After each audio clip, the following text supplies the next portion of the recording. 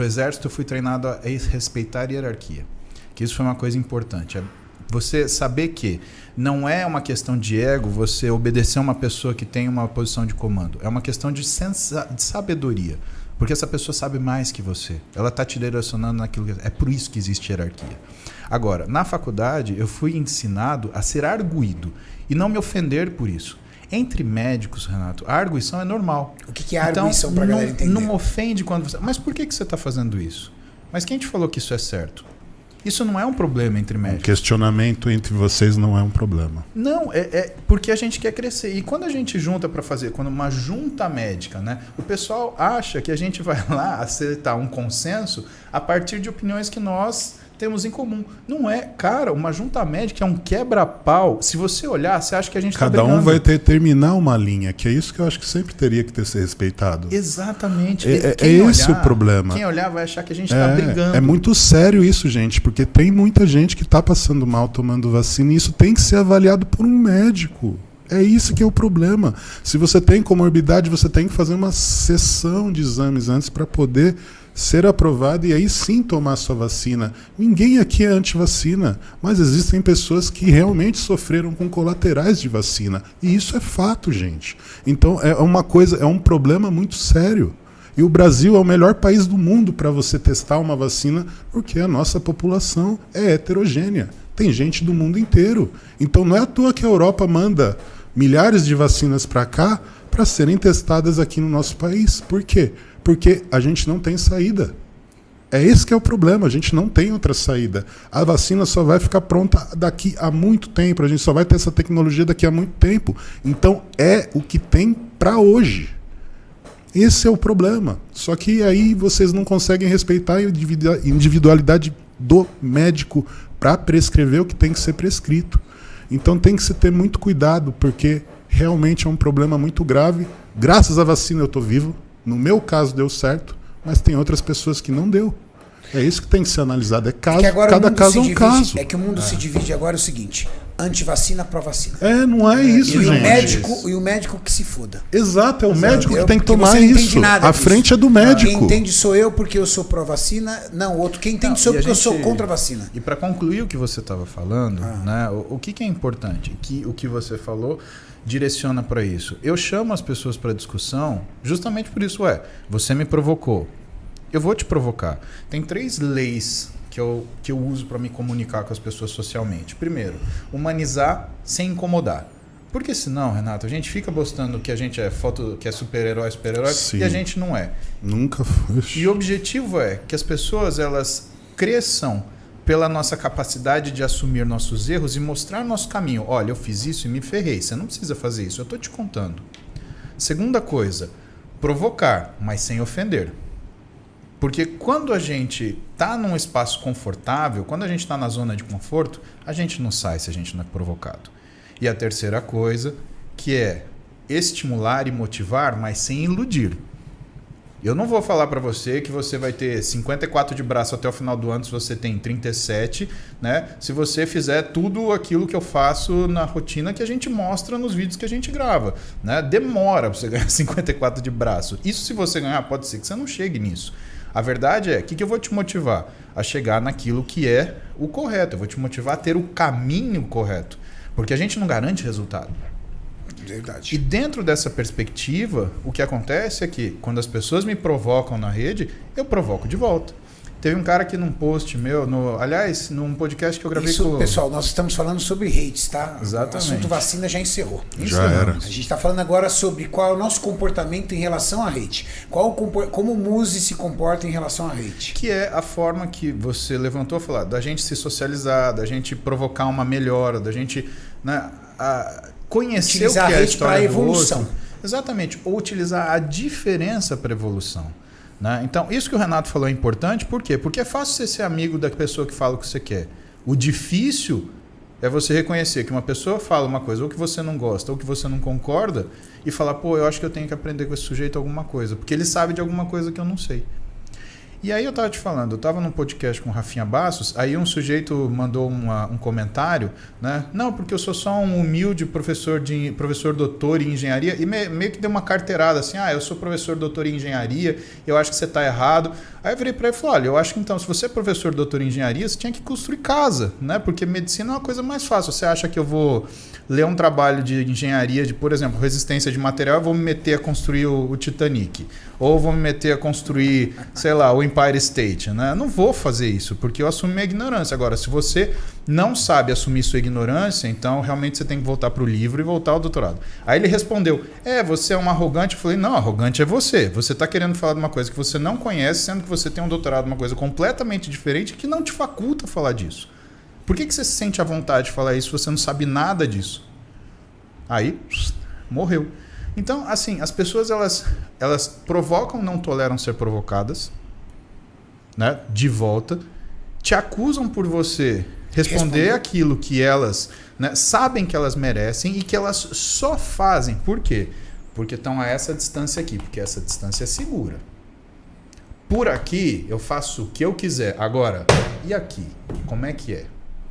Difícil. Nossa. Exemplo é zap de condomínio. O vizinho fala o diabo pra você. O museu Quando ele te pistola vê- com o condomínio. Quando, cara? Você tem que mudar pra uma casa urgente, mano. Gente, desculpa. Desculpa, os caras... Você não tem mais Ou ele, paciência cara. pra isso. Quando é coisa boa, ele tem. compara com carro. Quando é coisa ruim, compara com condomínio. Mas cara, Verdade. condomínio, o cara sabe até quando você cagou, desculpa a palavra, mas porque você dá descarga no seu banheiro, o cara escuta lá de baixo. Ó, As música pedradas boa. caindo, as pedradas caindo. Então assim, cara, uma coisa é o cara falar no zap lá do condomínio, aí você bate na casa dele, oi, tudo bem? Eu sou o cara que você respondeu.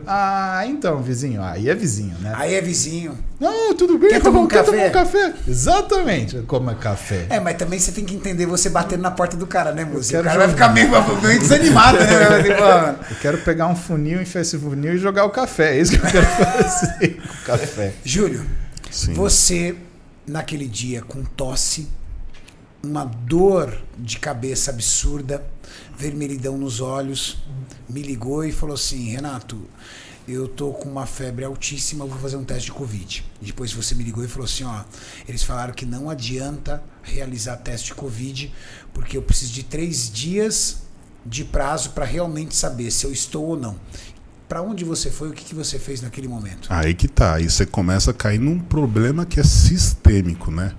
E aí você tem um gargalo que não aceita mais pessoas, está completamente... É muito cheio, então você não tem para onde correr. Então voltei para casa, ruim, dormi a tarde inteira.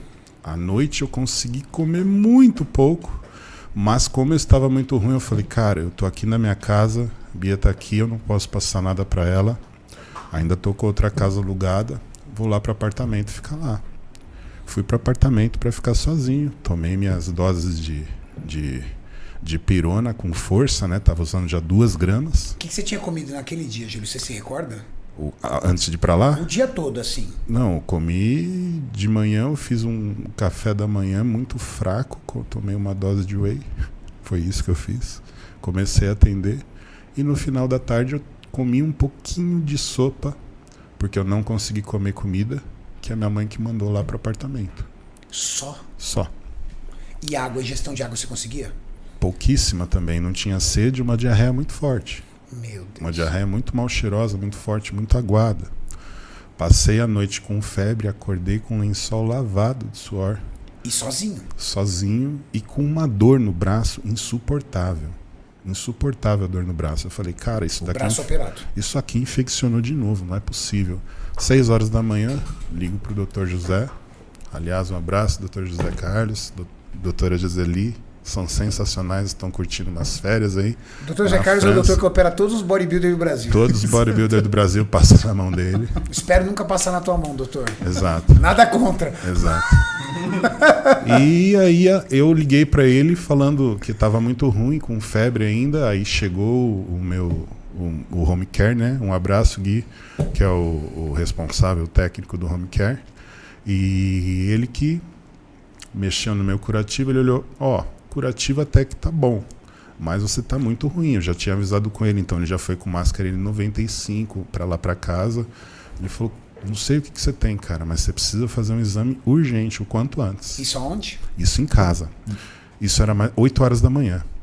Fiquei esperando até dar horário. Quando foi 11h30, eu saí de casa sozinho, peguei 1 litro de suco, coloquei no carro e fui bicando o suco de laranja. Cara, o Júlio foi perto de desmaiar dirigindo até o Moriá. Meu Deus. Fui sozinho pro Moriá, porque não tinha como ir com alguém, porque eu estava numa situação deplorável, podendo passar doença para os outros. Cheguei no Moriá, o motorista veio pegar o carro, falou, não, eu acho que eu tô com suspeita de Covid. Deixa que eu estaciono. O cara falou, não, então coloca ali na frente. Fui lá, mais ou menos uns 100 metros de distância, coloquei o carro. Desci do carro. Hipoglicêmico. Hipoglicêmico já. Fui andando, chegou na metade do caminho, eu não tinha mais força para andar, o pulmão faltando ar, parecia que eu tinha feito uns 30 agachamentos com 180 quilos de cada lado, nas costas. Estamos falando de 100 metros. Andar estava difícil. Aí com muito custo eu entrei dentro do hospital e tinha uma pilastra na frente da recepção. Eu sentei na pilastra e falei, me ajuda, pelo amor de Deus, eu não consigo mais respirar. E faltando ar de um jeito que nunca faltou, cara. Era uma sensação de como se eu estivesse tomando um mata-leão e o ar não vinha. Aí já veio um cara todo aparato de Covid, colocou numa cadeira de rodas, levou para dentro. A doutora de plantão veio com estetoscópio, colocou no meu peito, aí já colocou um negocinho no dedo para ver como é que estava a minha saturação. Aí minha saturação já tinha caído para 90, já estava 90, e o meu batimento já estava em 150. E eu andei 100 metros, então assim, um batimento muito, muito, muito acima da média. Aí já furaram meu dedo, perceberam que eu estava hipoglicêmico. Foi o tempo do Dr. José Carlos descer. Quando ele desceu, eu já não estava... Graças a Deus o Dr. José Carlos estava lá. Sim, ele estava lá me esperando. Puta que pariu. Ele estava lá me esperando. O Dr. José Carlos é muito fera, tá louco. E depois ele falou pra mim assim, cara, o Júlio é um tigre. Ele veio dirigindo até aqui. E depois ele deixou pra cair na frente do hospital. Eu quero matar o Júlio depois que ele sair dessa.